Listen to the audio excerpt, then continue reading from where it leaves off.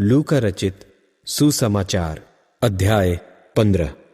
सब चुंगी लेने वाले और पापी उसके पास आया करते थे ताकि उसकी सुने, और फरीसी और शास्त्री कुड़कुड़ाकर कहने लगे कि यह तो पापियों से मिलता है और उनके साथ खाता भी है।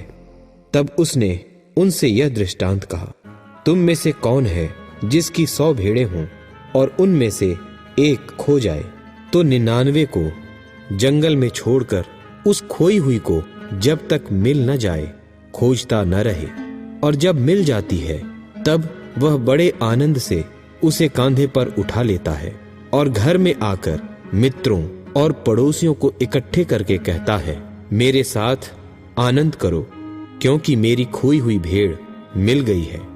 मैं तुमसे कहता हूं कि इसी रीति से एक मन फिराने वाले पापी के विषय में भी स्वर्ग में इतना ही आनंद होगा जितना कि 99 ऐसे धर्मियों के विषय में नहीं होता जिन्हें मन फिराने की आवश्यकता नहीं।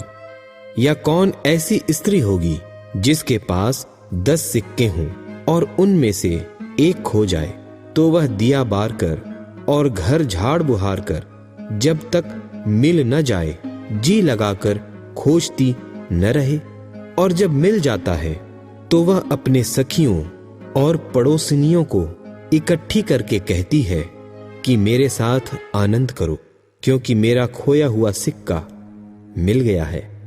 मैं तुमसे कहता हूं कि इसी रीति से एक मन फिराने वाले पापी के विषय में परमेश्वर के स्वर्गदूतों के सामने आनंद होता है। फिर उसने कहा, किसी मनुष्य के 2 पुत्र थे।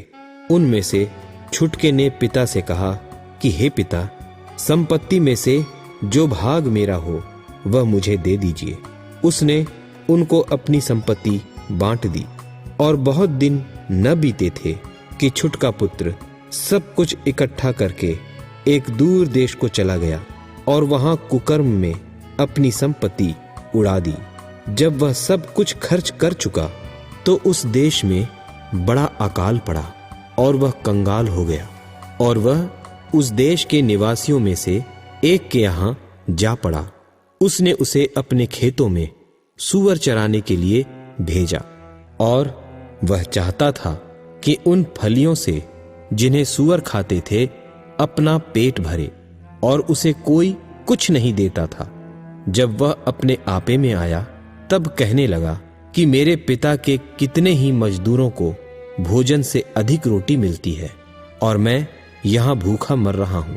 मैं अब उठकर अपने पिता के पास जाऊंगा और उससे कहूंगा कि पिताजी, मैंने स्वर्ग के विरोध में और तेरी दृष्टि में पाप किया है। अब इस योग्य नहीं रहा कि तेरा पुत्र कहलाऊं। मुझे अपने एक मजदूर की नाई रख ले। तब वह उठकर अपने पिता के पास चला। वह अभी दूर ही था कि उसके पिता ने उसे देखकर तरस खाया और दौड़कर उसे गले लगाया और बहुत चूमा। पुत्र ने उससे कहा, पिताजी, मैंने स्वर्ग के विरोध में और तेरी दृष्टि में पाप किया है, और अब इस योग्य नहीं रहा कि तेरा पुत्र कहलाऊं। परंतु पिता ने अपने दासों से कहा, झट अच्छे से अच्छा वस्त्र निकालकर उसे पहनाओ, और उसके हाथ में अंगूठी और पांव में जूतियां पहनाओ, और पला हुआ बछड़ा लाकर मारो, ताकि हम खाएं और आनंद मनावें। क्योंकि मेरा यह पुत्र मर गया था, फिर जी गया है, खो गया था, अब मिल गया है। और वे आनंद करने लगे। परंतु उसका जेठा पुत्र खेत में था, और जब वह आते हुए घर के निकट पहुंचा तो उसने गाने बजाने और नाचने का शब्द सुना, और उसने एक दास को बुलाकर पूछा, यह क्या हो रहा है? उसने उससे कहा, तेरा भाई आया है और तेरे पिता ने पला हुआ बछड़ा कटवाया है, इसलिए कि उसे भला चंगा पाया है। यह सुनकर वह क्रोध से भर गया और भीतर जाना न चाहा। परंतु उसका पिता बाहर आकर उसे मनाने लगा। उसने पिता को उत्तर दिया कि देख, मैं इतने वर्ष से तेरी सेवा कर रहा हूं और कभी भी तेरी आज्ञा नहीं टाली, तो भी तूने मुझे कभी एक बकरी का बच्चा भी न दिया कि मैं अपने मित्रों के साथ आनंद करता। परंतु जब तेरा यह पुत्र, जिसने तेरी संपत्ति वेश्याओं में उड़ा दी है, आया तो उसके लिए तूने पला हुआ बछड़ा कटवाया। उसने उससे कहा, पुत्र, तू सर्वदा मेरे साथ है और जो कुछ मेरा है वह सब तेरा ही है, परंतु अब आनंद करना और मगन होना चाहिए, क्योंकि यह तेरा भाई मर गया था, फिर जी गया है, खो गया था, अब मिल गया है। लूका रचित सुसमाचार अध्याय